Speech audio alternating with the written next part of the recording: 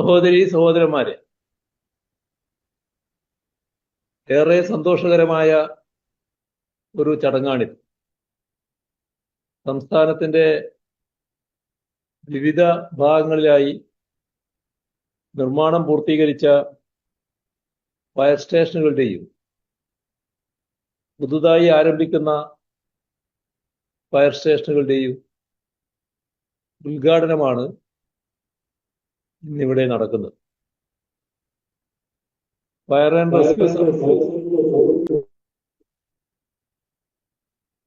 Rescue സർവീസസിന്റെ കൊല്ലം ജില്ലാ office, Adoor, Pathanapuram, Uppala, Panoor fire സ്റ്റേഷനുകൾ, Idukki family quarters എന്നിവയാണ് നിർമ്മാണം പൂർത്തിയായ മന്ദിരങ്ങൾ. ഈ മന്ദിരങ്ങളുടെ എല്ലാം പൂർത്തീകരണത്തിനായി 14,60,00,000 രൂപയാണ് ചെലവഴിച്ചത്. മാവൂർ, നേര്യമംഗലം, രാജാക്കാട് എന്നിവിടങ്ങളിൽ 3 പുതിയ ഫയർ സ്റ്റേഷനുകൾ കൂടി ഇന്ന് പ്രവർത്തനം ആരംഭിക്കുകയാണ്. ഇതോടെ കഴിഞ്ഞ 10 വർഷക്കാലത്തിനുള്ളിൽ സംസ്ഥാനത്ത് അനുവദിച്ച പുതിയ ഫയർ ആൻഡ് റെസ്ക്യൂ സ്റ്റേഷനുകളുടെ എണ്ണം 12ആയി. കേരളത്തിലെ ആകെ സ്റ്റേഷനുകളുടെ എണ്ണം 132ആയി വർദ്ധിക്കുകയും ചെയ്തു. കേരളത്തിൽ ദുരന്ത നിവാരണ രംഗത്ത് അതുല്യമായ സേവനമാണ് ഫയർ ആൻഡ് റെസ്ക്യൂ സർവീസസ് നടത്തുന്നത്. ഫസ്റ്റ് റെസ്പോണ്ടർ എന്ന നിലയിൽ പ്രവർത്തിക്കുന്ന സേനാ വിഭാഗമാണ്. അതുകൊണ്ട് തന്നെ ഫയർ ആൻഡ് റെസ്ക്യൂ സർവീസസിനെ ആധുനികവൽക്കരിക്കുന്ന കാര്യത്തിൽ പ്രതിജ്ഞാബദ്ധമായ സമീപനമാണ് സംസ്ഥാനം സ്വീകരിക്കുന്നത്.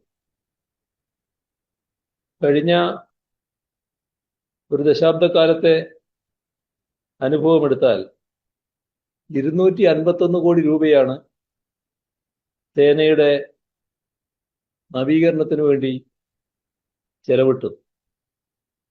ഇപ്പോ അത്യാധുനിക സജ്ജീകരണങ്ങളാൽ നമ്മുടെ സേന സുസജ്ജമാണ്. Robotic fire fighting vehicle, under water drone, fire tender,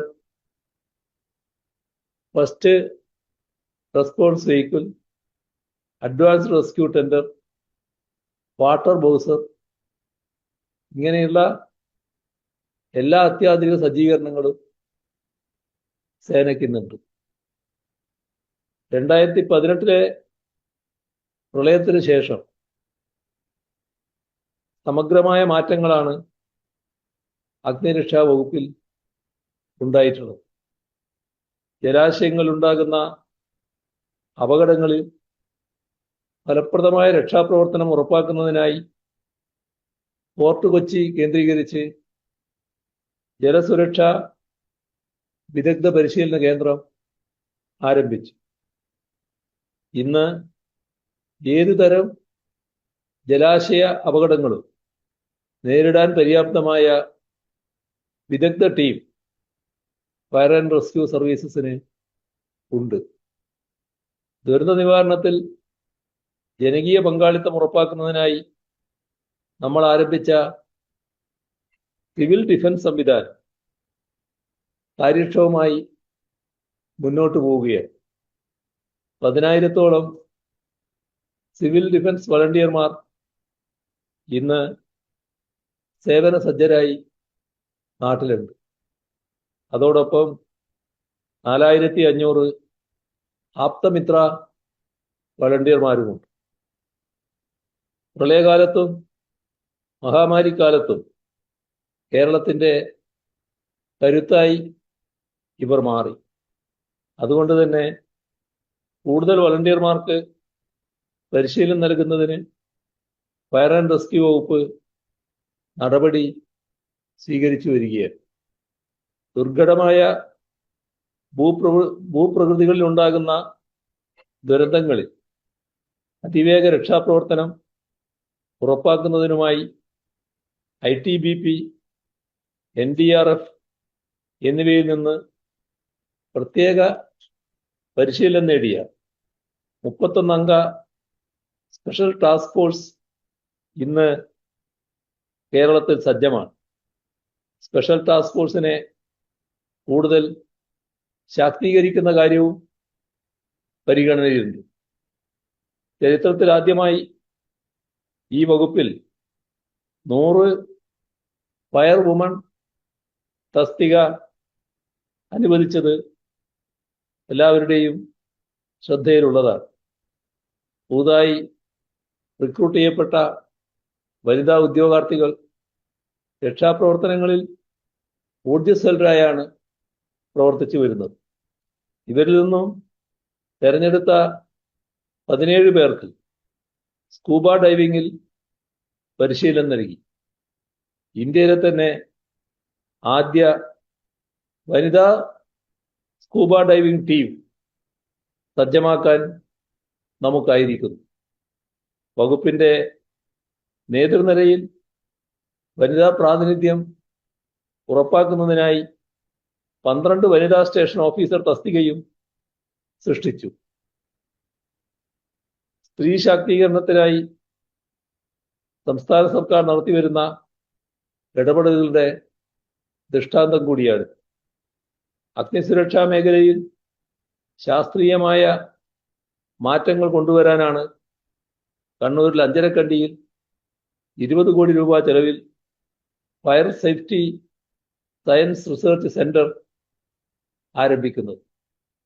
Thrissur fire and rescue അക്കാദമിയെ അത്യാധുനിക സംവിധാനങ്ങളോടെ നവീകരിക്കാനും മികവിന്റെ കേന്ദ്രമാക്കി മാറ്റാനും കഴിഞ്ഞിട്ടുണ്ട്. ഇതിന്റെ ഫലമായി Kerala fire and rescue services academy ഇന്ന് നാഗ്പൂർ നാഷണൽ ഫയർ സർവീസ് കോളേജിന്റെ സംസ്ഥാന പരിശീലന കേന്ദ്രമായി മാറിയിരിക്കുകയാണ്. എമർജൻസി ആൻഡ് ഫയർ പ്രിവെൻഷൻ പദ്ധതികളുടെ ഭാഗമായി സാമൂഹിക ബോധവൽക്കരണവും മോക്ക് ഡ്രില്ലുകളും വകുപ്പ് നടപ്പിലാക്കി വരുന്നുണ്ട്. സേഫ്റ്റി ബീറ്റ് സംവിധാനം മുഖേന അപകട സാധ്യതകൾ മുൻകൂട്ടി മനസ്സിലാക്കി പ്രതിരോധ നടപടികൾ സ്വീകരിക്കാൻ കഴിയുന്നുണ്ട്. റോഡ് അപകടങ്ങൾ ഒഴിവാക്കുന്നതിനും രക്ഷാപ്രവർത്തനങ്ങൾക്കുമായി രൂപീകരിച്ച റോഡ് സുരക്ഷാ ജാഗ്രതാ ടീമുകൾ മികച്ച പ്രവർത്തനമാണ് നടത്തിവരുന്നത്. വീടുകളിലെ അഗ്നിബാധകൾ പരമാവധി കുറക്കുന്നതിനായി കുടുംബശ്രീ യൂണിറ്റുകൾ മുഖേന നൽകുന്ന ഗാർഹിക അഗ്നിസുരക്ഷാ ക്ലാസുകൾ നല്ല ഫലങ്ങൾ ഉളവാക്കുന്നു. ഈ നിലയിൽ ജനകീയ പങ്കാളിത്തത്തോടെ കൂടുതൽ പ്രവർത്തനങ്ങൾ നടത്താൻ ഇന്ന് അഗ്നിരക്ഷാസേനയ്ക്ക് കഴിയുന്നുണ്ട്. ദുരന്തമുഖങ്ങളിൽ നിന്നും സഹായം അഭ്യർത്ഥിക്കുന്നവരുടെ മാനസികാവസ്ഥ മനസ്സിലാക്കി അവരുടെ കൂടെ നിൽക്കാൻ അഗ്നിരക്ഷാ വകുപ്പിലെ എല്ലാ ഉദ്യോഗസ്ഥർക്കും കഴിയുന്നു. ഇത് പൊതുസമൂഹത്തിൻ്റെ ആത്മവിശ്വാസം വലിയ തോതിൽ വർദ്ധിപ്പിക്കുന്നതിനും ഇടയാക്കുന്നുണ്ട്.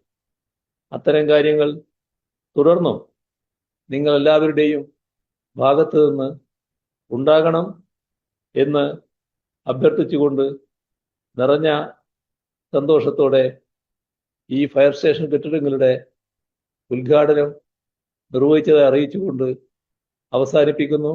നിങ്ങൾക്കെൻ്റെ സ്നേഹാഭിവാദനം.